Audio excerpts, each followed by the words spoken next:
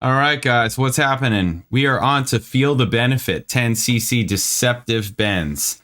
Okay, and we're doing a live version of this, right? Thomas, this is a donation request. Thomas asked for a live version. He said it's essentially the same, but with a better feel or something like that. He said something to that extent. Feel the Benefit, final track on the album, and it's the band's longest studio recording, 11 and a half minutes. Song is a fan favorite and has been included on many of the band's compilation albums. Was performed live by the band many times since its release. Showcases a heavy Beatles-influenced sound. Its musical elements seem to be directly inspired by Dear Prudence and Venus and Mars. Suite in 3 parts. All right, I'm not gonna get into that. I just want to get into the song because yes, it is long. All right, let's do it. Bam.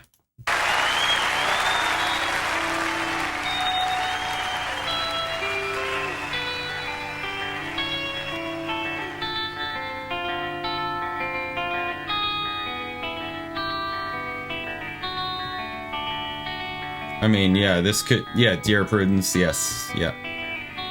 Obvious.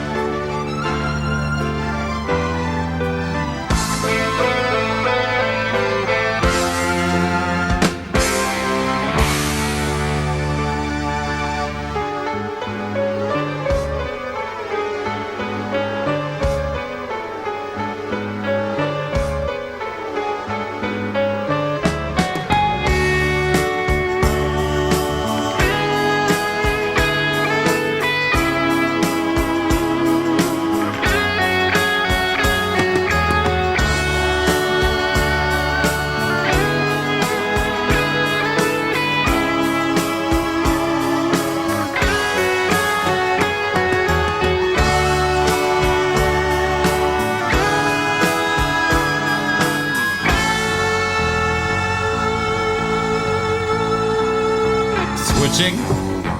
Just like people switching. It's interesting. Ooh, it smiles like a holiday. Ooh, back and back so we could get away. We're throwing the queen down to Rio. There's nothing to say but we're sinking like rum in a punch.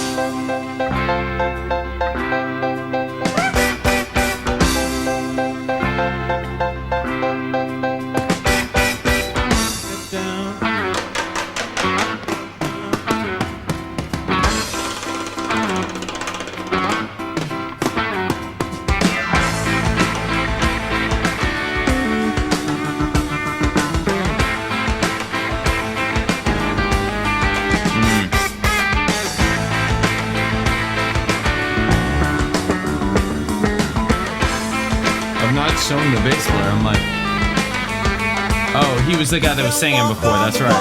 Okay. You can dabble in the mumbo jumbo. You can smoke a little ganja. Throw like a bird over Rio, Rio. You can ride with the gauchos. Shaking your bolas in a red bandana. You can run with the devil. Taking your chances with señorita. You can drink a lot of coffee in Brazil. But the band's gonna make you well.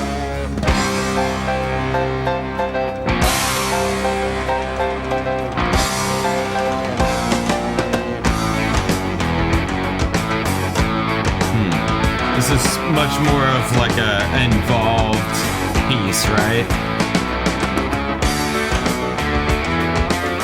All these instrumental sections, parts, right? Matching headstock. Love matching headstocks.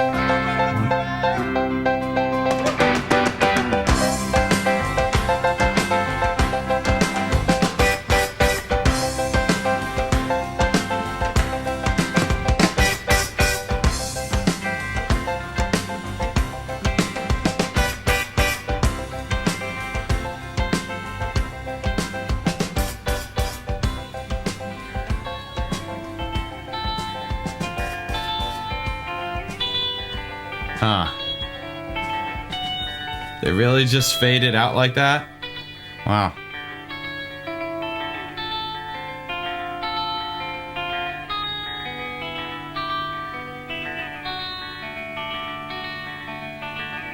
So they're back to the Dear Prudence section.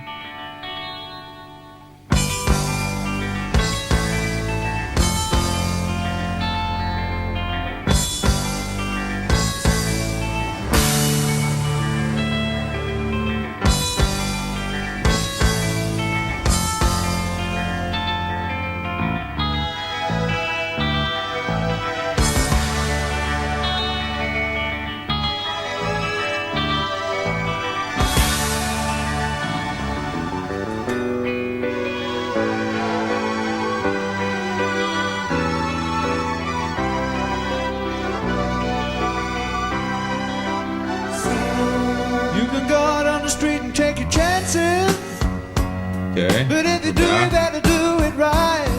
Or you won't feel the benefit. Won't feel the benefit. Spin the wheel and take your chances.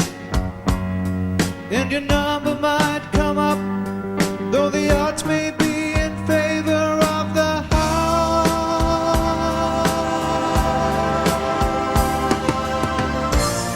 If all the people in the world would say together, we're all black and white. We're all day and night. If all the people in the world could sing together, how would it sound? What would we feel? Thumb is just over.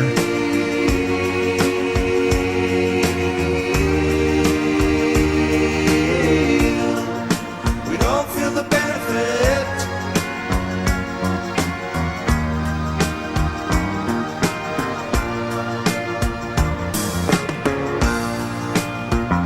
Show the bass so I can see.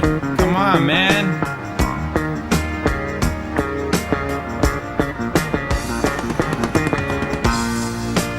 jazz bass.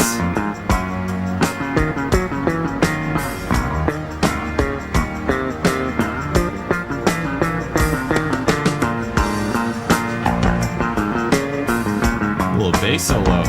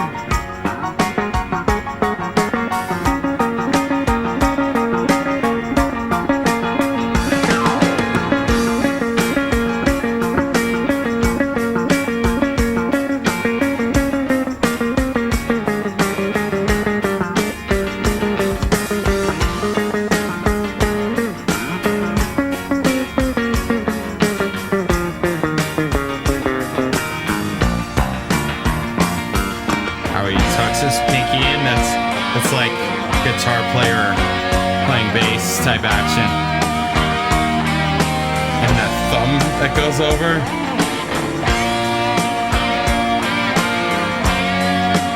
It's not proper technique. Looks ugly.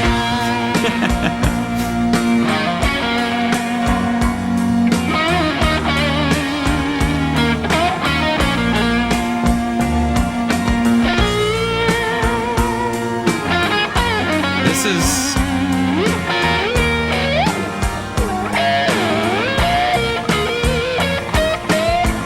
Yeah, I'm like, wait a minute. Is this the guy that was at the piano?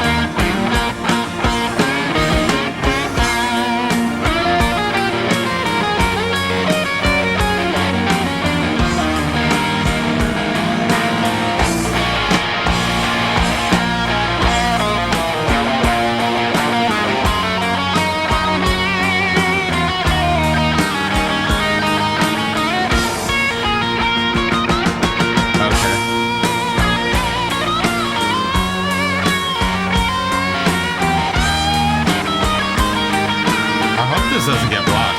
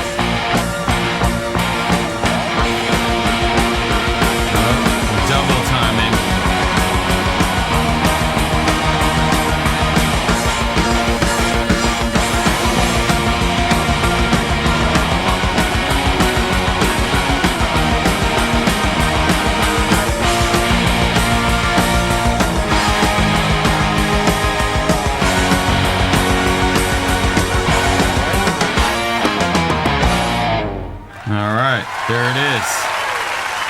It's cool. It's like this, you know, it's big involved, epic type of piece.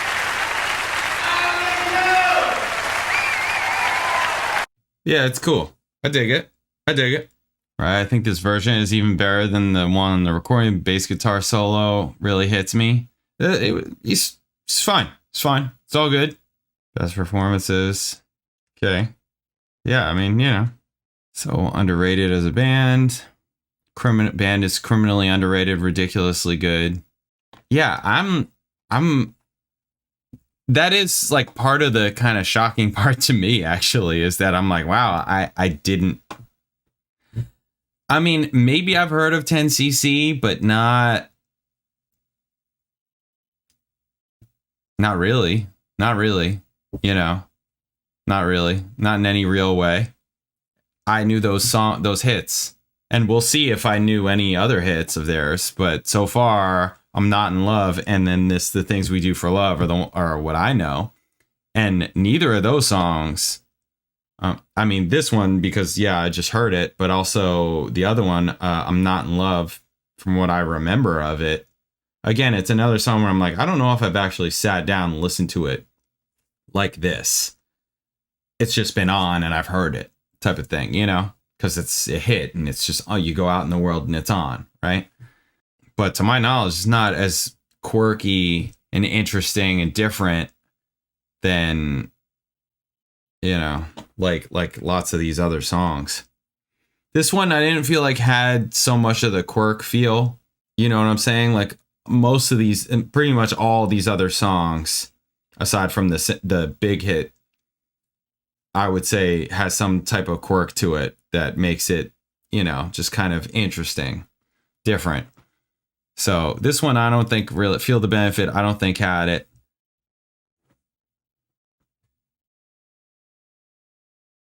Right? Soft rock. It's kind of crazy.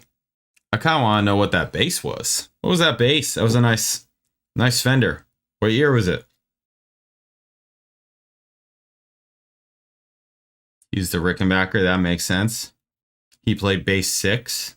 That makes sense too. Bass 6 is pretty cool. I used to own a bass 6. I've recorded with it. I wish I still had one, kind of. They're pretty cool. He's worked with Brian May. That's cool. Yeah, but what is it? Like what year? Yeah, it's a Fender jazz bass. We get that. But what year is it? It's got a matching headstock. I want to know what year it is. I know that video is from 1982. What year is that bass, though? Not gonna know. Not gonna. What year is that bass? Does anybody know? Anybody have any idea? Show more images. This guy's just out here doing backyard gigs. All right, whatever. We're not gonna find it. All right. Up next is we're doing the extra tracks, right? The bonus tracks. Hot to Trot. Bring back the quirk, I imagine. I'll catch you then later.